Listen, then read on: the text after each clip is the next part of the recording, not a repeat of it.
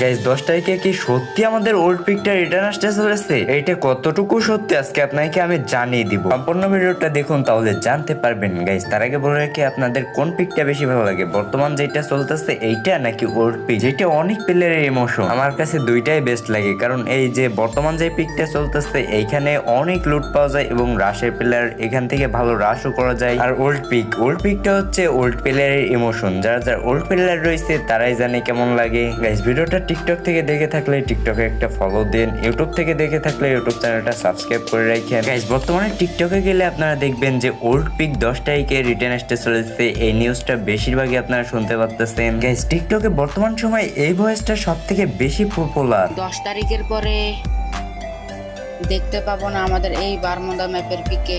Guys এইখানে কি করা হয়েছে, এখানে আমাদের নতুন পিকটা দেখানো হয়েছে আর এখানে বলা হয়েছে 10 তারিখের পরে আর দেখতে পাবো না আমরা এই পিকে।